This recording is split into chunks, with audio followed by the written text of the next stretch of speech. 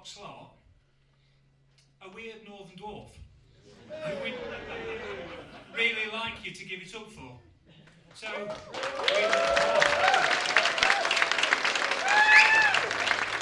word with you after that. Good afternoon. Hello. Now, I know you're expecting me to have something really well thought out and planned today. But no, that's not the case. So what we're going to do is, we're going to have an interactive Q&A. So get all your questions ready. But first we're going to play some bass. And there's a chair here. Who wants to come for a jam? Come on! Who's feeling brave? Come on!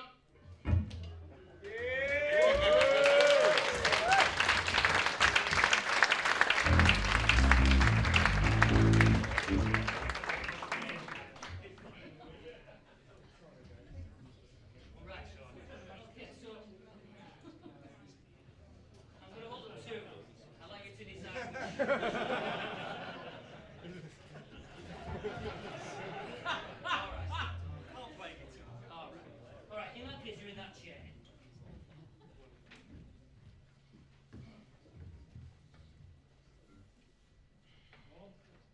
What is your name, sorry? William.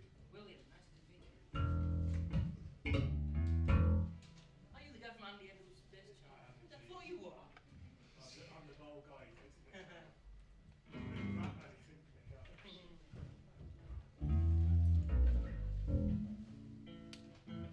Right, what key are you in? What the key you'd like to be in, sir? I'd like to be in the key that's in tune. Can I have that tune, please? Thank you. So tell us a little bit about yourself. Bass player, about 15 years. Yeah, that's basically it. Not very exciting.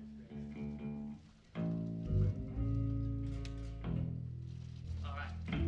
Ready? Ready? Hey.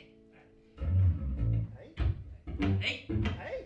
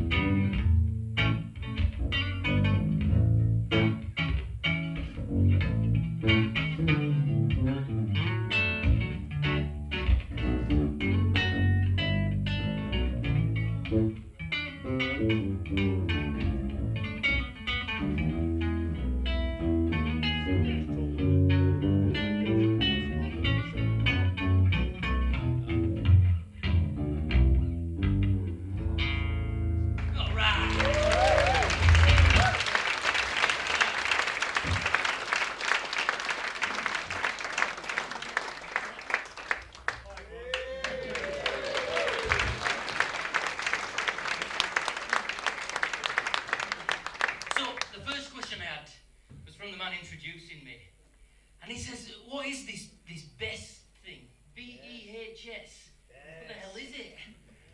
And this is a problem. You're from Yorkshire. This is the problem because people from Yorkshire think I talk normal, and you all think I talk weird. Does anyone here not know what bass means apart from this man? It's the way I pronounce the word bass.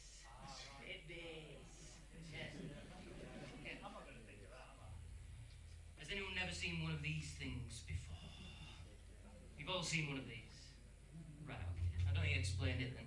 Let's just play it. Is that alright? It's sitting and it's alright. Alright, this is a little piece I wrote on this.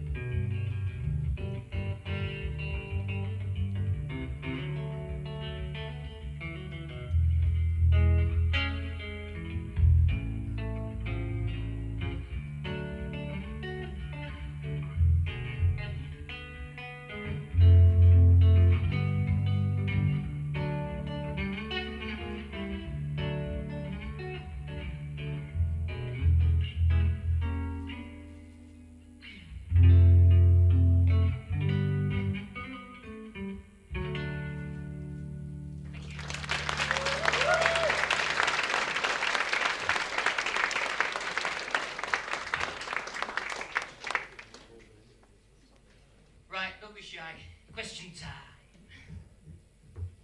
How bad do you think things are going to get with the AI after your Oh. recent videos? It's a good start, isn't it? I am quietly confident that it's going to destroy itself, and Let's that hope people, so. people are going to come and go out to pubs and watch acoustic acts again, and people are going to get sick of the way things are heading. But that's all very hopeful. I guess we shall see. The other alternative is, have you ever seen Terminator 2? Yeah. So let's try and bring it away from that. Yeah. All right, any others? I should mention, so this is the swear jar. Now it's full of coins, and my wonderful assistant Kira here has got a kind of a bum bag on. Anytime I swear, please let me know, and all my profits go directly to Kira from there. Do you have to pay if we swear as well? You can swear, that's fine. Oh. Well, I don't know. Depends what the... Yeah, he says you're fine. You introduced me with a bad word, didn't you? Yeah, okay. Any other questions? What was the bad word? Not telling you. Creativity. Oh yeah, creativity. Mhm. How do you continually create and not play the same stuff? I mean, the thing is, well, I do play the same stuff. I like... Yeah. I'm constantly in the kind of a 1-4-5 chord progression, and constantly trying to get away from that. But I think it comes with YouTube videos as well, where how do you not keep doing the same thing and keep... And I'm actually quite shallow, as I know what I like, and it's usually sort of 50s to 70s music, and I'm trying to expand my horizons. I really am. I don't have a lot of modern music that I like. I guess I should say that maybe you could expand your horizons too, and we can do it together. Oh. Something gone in the blind date. Yeah, I didn't like that shit. Right, so, go on ahead. I've got a question about, thank you by the way, new band starting out in 2026. What kind of future do you think there is, and how hard do you think it is for a band to get going now? I think it's definitely harder. I mean, in Bradford, where I'm from, like, the pubs are empty, man. They really are. And it's like, you put on an original band festival, and the drummer's playing for all of the bands, because there's only one bloody drummer around who wants to do original music. But we're keeping going with stuff, man, and it's like, we just got to keep going with it, and I'm sure the scene will pick up again. I think from COVID, it's been absolutely dead where I'm from anyway. But don't let that discourage you. I think, someone I used to teach in Bristol's just like going for an audition with Sony Records down in London and stuff like that. So, there is avenues to get out there, but I feel like people are taking the very easy option now of, making themselves look like sexy women on AI on Instagram instead of going out there and, because that's what, I don't know if you saw it, I did it recently where, like men now are thinking, I'll get more traction if I make myself an AI lady. And then they're putting themselves in an AI body and linking themselves to their fake OnlyFans. And it's pretty bleak, innit, let's be honest. But here we all are, continuing the good fight. Sorry, I've got one Yeah. more question as well, just to bring up Youngblood, and Yeah. how important you think he is for rock and for music, because he's taken his existing fans, Yeah, and he's been doing these collaborations with Steven Tyler and Smashing Pumpkins. yeah. Is he not really, really important to helping you? Yeah, I can't fucking stand him. Swear jar. No. Whether you like him or not.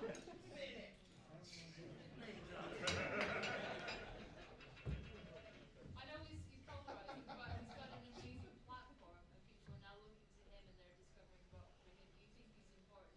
Regardless of how you feel. Yes, I don't know too much about it. Are you a big Youngblood fan? Is that what it is? I'm on the I'm just starting to get to know him now. I'm just curious about Yeah. what he's been able to achieve, and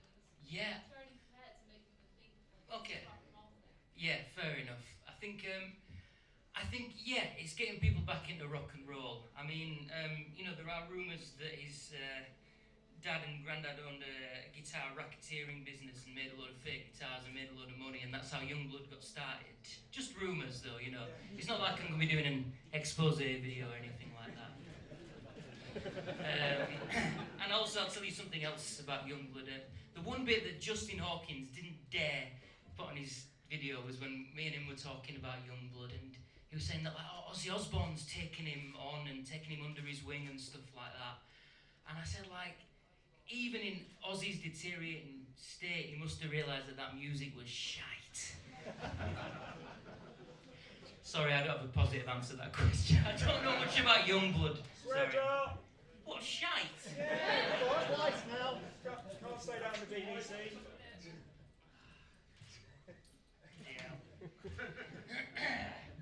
Right, another little jam, I think. Who wants to come up and have a good little jam? Oh, yeah, now we're talking. Come on then. This is going to be fun.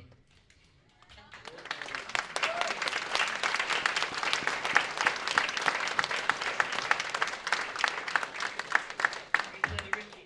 Of course. No. I wanted to actually ask a question. Yeah, go ahead. Because I'm called Kira, has anyone confused your sister Kira with me? It's the same spelling as well. Yeah. Are you Scottish? Yes. You're Scottish? So I live in Yorkshire as well. Yeah, man. Northern-based legend. Right, there you go. Should have got this base. And I probably need a pick as well. Yeah, pick. Oh, well, you might need the Danny Sapko bass pick available at a stall near you. What key do you want to play in? Oh, man, you choose the key, man. It's great.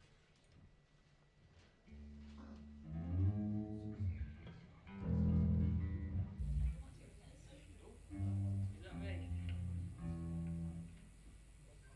What do you mean it must be me? It's not.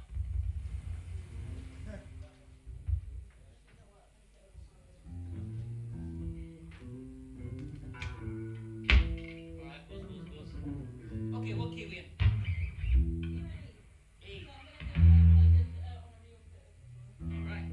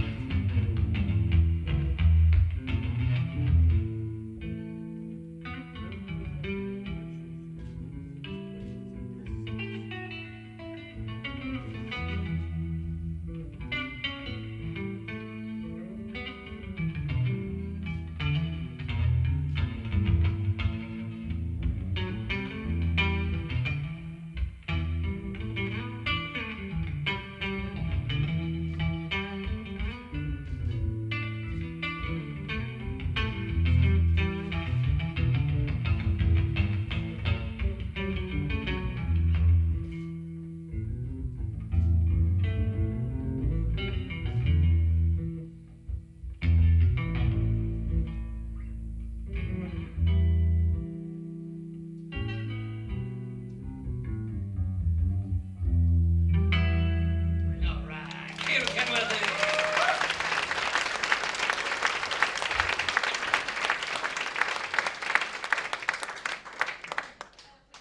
Yeah, good.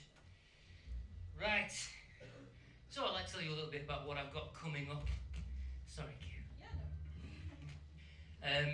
So I've been involved in some recent quite major problems. So I'm trying to do some more light-hearted stuff coming up soon. But I've got some other people to tackle first. That bloody Andy Edwards. Have you seen this guy on YouTube, the drummer? So I'm going to his on Monday, and we're recording with the guy from Saxon. And I don't know what the hell's going to happen. I'm going to do some like heavy metal jamming. But also, have you heard the band Tail Gunner? These heavy metal guys from round here, right? I went to film them backstage, and I was expecting this kind of, 80s metal legendary booze and drugs and whatever. And I got in there and they were like listening to classical music. So I thought I was like making Spinal Tap, and they were like reading books and stuff like that. And the main band was Fozzy, so Chris Jericho, the wrestler, was like the main band that was on.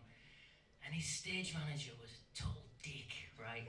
And the whole time, me and Kira, well, mainly me, was just there trying to wind him up. We'd turn on lights when he wanted them off and stuff like that.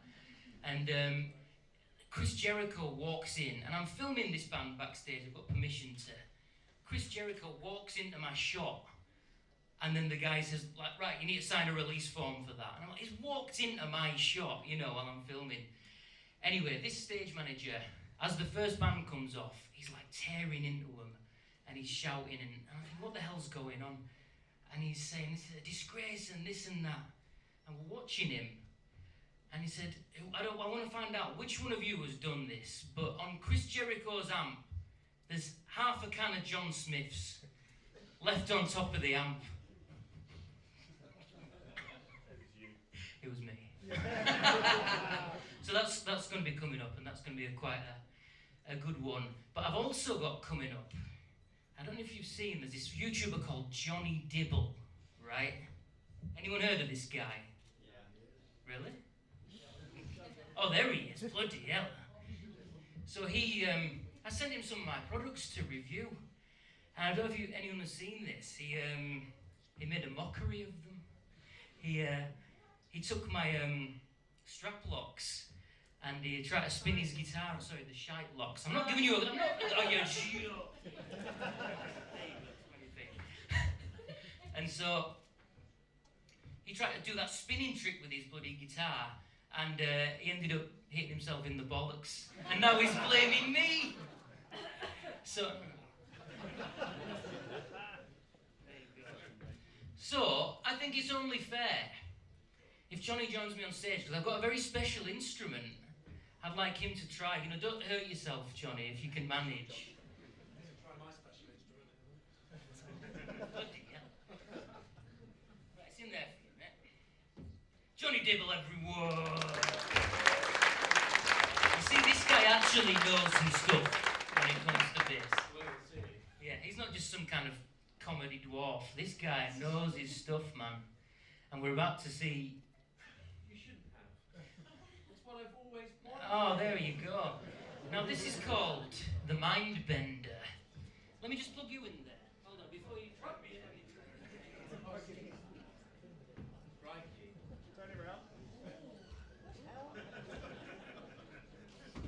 The action's a bit high. That's how I like it. Right, I'm going to put you over here.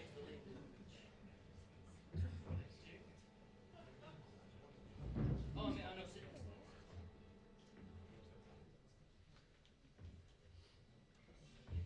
You know. Right. So this is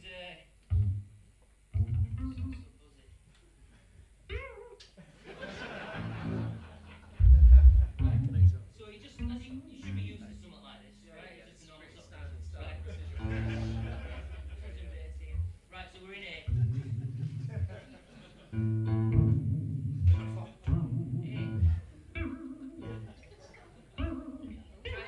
Try slightly less vibrato. Now what you'll find with this instrument is that it doesn't matter where you play it. If you play a note there, or you play a note there, it's going to be exactly the same. So you move it around by pushing down. Okay? Right, ready? Yeah. Okay. Is this a Fender? It's a mind bender fender.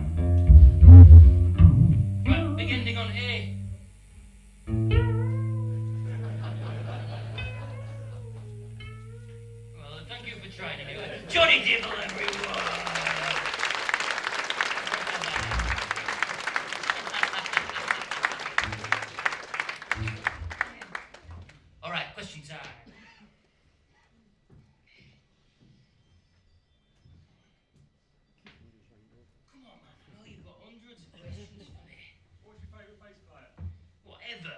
Yeah. I'm gonna give you 20. It's probably James Jameson. Like, he's the man, right? No one can like touch him for me in terms of like feel and time and tone. Did you ever hear the story when he laid flat on his back drunk to record Marvin Gaye after a session? Like, I couldn't play those lines sober, stood up, never mind like laid back, drunk. But you know, I like Lemmy as well, but Lemmy's obviously in a different calibre, but yeah, man, I don't know how you can pick one. Someone asked me out there, they were like, oh, what's your favourite album of all time? And I was just like, alright, so Beach Boys, Pet Sounds, and Sex Pistols, never mind the bollocks. And it's like, well, you can't pick one, can you? You've got to pick 20. So I hope that answers your question. Anyone else? What made you start playing bass? Well, this is an interesting one. So, I'm ashamed to say, maybe like a lot of bass players here, I started on guitar. Yeah! And local band needed a bass player, and so the first time I ever picked up a bass was live on stage in a pub. I was 16, never done it before. I thought, oh, this will be just like a guitar. I remember playing it, and like there was like no sound coming out because I was hitting it. You know, like you use less force playing a guitar, no sound coming out. And I didn't realise you have to like really dig in, sort of thing. So from there, I realised, I was like, oh, this is much easier. I've got 4 fingers and 4 strings. I don't need a bar, any chords. This is great. However, I was about 3'6" then, and it was a Tokai hard puncher, right? Last year. Very good. And from there, I got a BC Rich Warlock copy in ice white that I learned on, and the action was like up here. And if you go on YouTube, it's still up there. There's me with the full head of hair, looking quite a lot younger, and it's called The World's Worst Bass Guitar. And there's a video on there of me playing it. And action's up here. The volume and tone knobs, you keep turning and they turn forever. You know, they never stop. But because it was so hard to play, that's how I feel like I got good. Because I learnt on a crappy instrument. That's not crappy. Yuck. Right, you can have 2p for that. It's not charity. But I feel like that is the way to get better at an instrument. Like, learn on something shite, and then when you get to an easy one, and when you pick up an easy one, it'll feel miles better. All right. What's the worst swear word you've ever said? Get found out. There are no bad ones. In fact, Can you list them?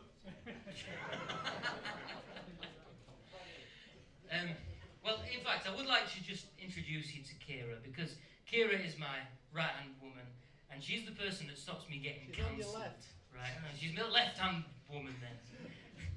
And so, you know, for example, in my recent video on Mohini Day, did anyone see that? What did you all think? Apparently she likes you. Oh yeah. She's not here, is she? She's not made it work. There's a lot of things that I wanted to say about her, and you know, this is the point where I run them by Kira, and she says, "No, not that one. You know, we need a little red pen, don't we?" Where you say, "No, not that one," because you know, a clip that I wanted to put in there, which she told me was not a good idea, was, you know, there's a clip of her and she was saying, from now on, let's just keep this respectful without any name calling and treat each other properly. And I just wanted to cut to me going, what a bitch. But I didn't, because Kira told me that's a bad idea. No one's recording, are they? Oh, just that big camera there. Thank you for that. Yeah, thank you. So your expose video Mhm. was called. How long does that take from conception of like this guy's a dickhead and then need to make a video about him, Well, research, etc. Yeah, I don't, despite popular opinion, I don't go out looking for bastards, right? The bastards fine. Yeah.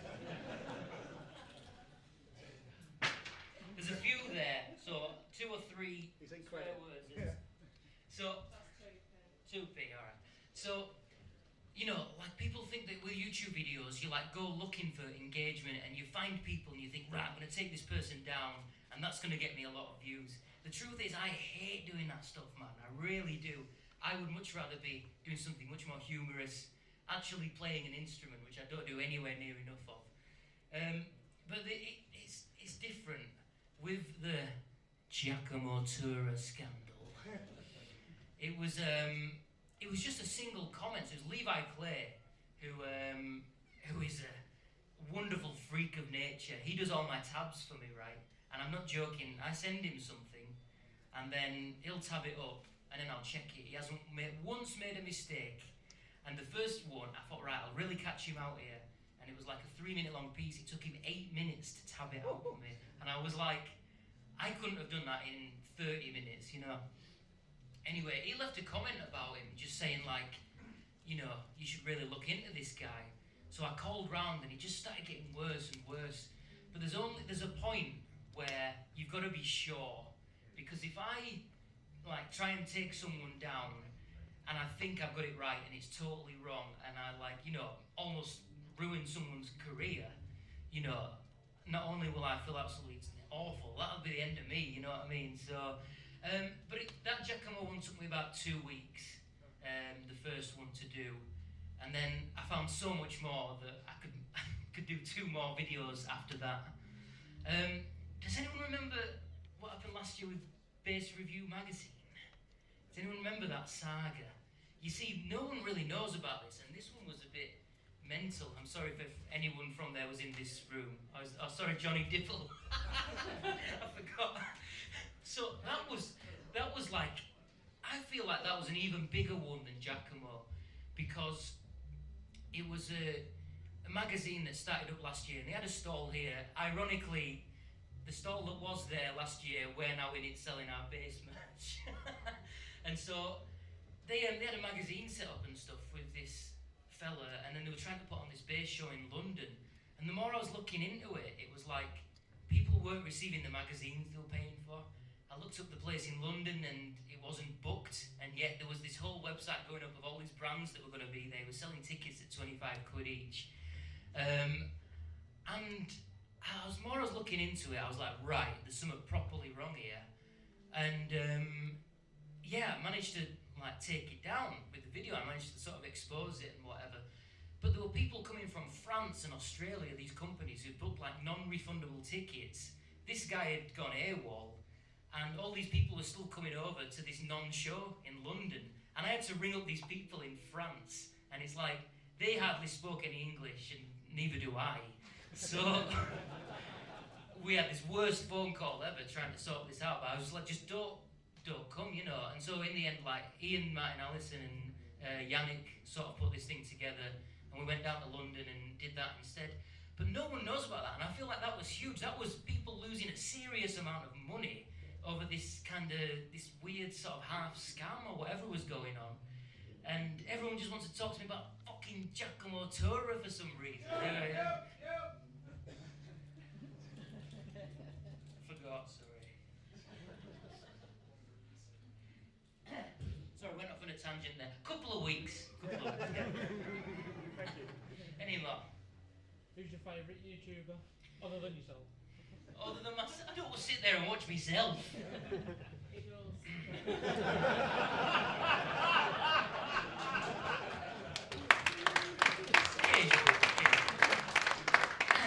Well, alright, I'll tell you what, I'm going to lead this into something I was going to mention today. So I'm going to do a video coming up that's called Exposing Every Bastard I've Ever Worked With, right? But it's not. It's not, because I haven't actually worked with any terrible people, to be honest with you. Every one of these people that I've collaborated with, it's all been pretty lovely. Like, Charles Bertu is the loveliest man you will ever meet, I promise you. And one thing that really shows that is that with the whole Giacomo thing, he did this like song afterwards where we all got together and played little bits, and he called it like the Giacomo Victims Collaboration, which sounds much more serious than it is. He got everyone to play. I played 4 seconds of audio, and he he split all the royalties between everyone on his Spotify and his YouTube. He split all the royalties between everyone that did a few seconds, and he didn't tell anyone about it. He didn't go on YouTube saying, "Look how amazing I am, I've done this." He kept it quiet and just paid everyone. I would have told everyone. Because, yeah, and honestly, he's such a lovely guy. There's no one filming now, is there? Because, yeah, that is a mock rivalry. Like, I hope people understand. He's lovely. Does anyone want to know anyone else? Any other YouTubers, what they really like? Oh? David? I don't know, he's an enigma. He is an enigma. I've done 2 videos with him. I don't know a thing about that guy. I met him once at the London Guitar Show in 2018. Do you know how tall he is? He's 6'8".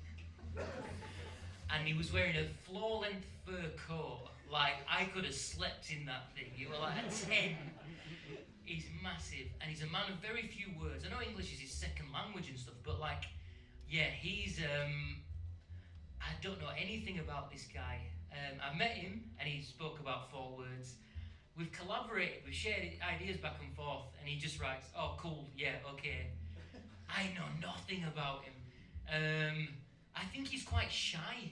I really do. I think I was probably not very nice to him in more than a jokey way for a while, because I was desperate to collaborate with him. I've been so jealous of that guy for years. I still am. 13 million subscribers, man, that's unbelievable. And it annoys me, even though I respect him so much, it annoys me that he can put out one of these stupid bloody, I don't know, what does he do? He puts out like a TikTok game, and then he does it with the bass. Do you know what I mean? Where it's like he's playing these games on his YouTube shorts, and he'll get 4 million views on it. And I'm like, I spent all day on this, and I've got like, you know, less than a quarter or whatever. So yeah, I'm still very jealous of this guy. Yeah, he's done phenomenal things, and he's been amazing, and he's someone we all look up to. And I think what I once said about him, when I said that when I eventually get to his level, is that I'm going to have to step into his size 13 shoes after he's shat in them. And I won't for that. Anyone else, you want to know what they're really like? Scott's bass lessons. Whatever you see on camera, this guy is exactly like that. He's like, I change when I go on camera, you know, I really ham it up. This guy is exactly the same. And he's a lovely man. He was round our house last week. He only came up to pick up a bass that I'd nicked out of his studio. We stayed for an hour and 15 minutes. We couldn't get a word in, telling stories. And the thing about Scott is that I honestly thought he was going to be a complete wet wipe. I really did. And you hear some of his stories when he's younger, and I'm like, bloody hell. He's got like the most insane stories when it comes to his youth and the stuff he did, and you won't believe it, would you? You won't believe it. In fact, he's probably not happy about me sharing that, but he's got some crazy stories. The only thing is though, he's this kind of, I don't know if he's got an official diagnosis, but this guy in ADHD is AD4K. As I imagine I probably am. And whenever I'm going to his studio, every time we'll be ringing each other up. Shit, I'm 20 minutes late, sorry. We live like 15 minutes from each other. We're never on time for each other. We've always forgotten something. Yeah, I think we're prettier like Scott Devine and I, as much as I hate to admit it. But yeah, wonderful guy. I can happily say, just in this room, is me mate. Yeah. 2 minutes? Oh, we're only getting started. 2 minutes. Alright, last one. What else did we have? When is the Melancholy going on tour? Hey! So, of course, Kira is lead singer from the Melancholies. I don't know if you've seen our music. It's been pretty amazing that we've sort of really taken off. I didn't expect it at all. I thought we were going to be playing with, you know, the same 10 people that we play to in a Bradford pub. And it's really taken off. Like thousands of people have watched our videos and stuff, and we have a load of fun. Our 2 videos so far about I can't swear. You can't charge me for this. Is the name of that song. We've got "Where's My Fucking Bus," and we've got "Put Your Bins In for the Lads." You see, Kira's the lyricist, who's the real comedy genius here. Let's be honest. And we've had a lot of fun making these videos. And yeah, we're going to continue to do it and see where it goes, because I've been very surprised that it's taken off, really, because it wasn't meant to, was it? We were meant to have a bit of fun. And now we're going live on stage with Justin Hawkins and whatever else. And so we're just playing locally at the moment. But we're gonna see where it goes. And yeah, hopefully we will be touring. Right, last question. Sorry that I thought I was going to have much more time than this. It's flown by. I wanted to do a load more stuff. Go ahead. When are we getting a solo album? Thank you so much for asking that. Right. So, as much as I love doing YouTube, I've done daily short videos for 2.5 years. I'm thinking of changing it up a little bit. Maybe doing a little bit less. Doing some stuff with a bit more substance. You know, doing a bit more longer videos, making some more music, doing some more stuff with the band, and hopefully doing a solo album, which is a great idea. Thank you so much. I think now's the time. I really do. And I don't know if I'm going to do it in my bedroom where I've done everything else. I don't know if I'm going to get other musicians and do something properly. I don't know yet. All that I know is it's probably going to be, the touring band's going to be called Danny and the Dipsticks. Does that work? Unless anyone can think of anything better right now, and I will change that name. Danny and the Bastards. Swear jar. Oh, you bastard! There you go. We're going to have one more question. One more. You've got to play the dipstick. I can't play it, man. All right, fine. Yeah, play this, eh? Oh shit! I was meant to play the Swear ukulele. jar. I was meant to play the ukulele, but your time has flown. It's been too much. All right, let's send on some bass. Do it quickly, you're out of time. I'm out of time. Yeah. Let's see if we can actually play it. Excuse me, bud. Could you not have the phone? Thank you. No. Oh. Broken. You cut me off, haven't you? Right, I'll play it for you. Give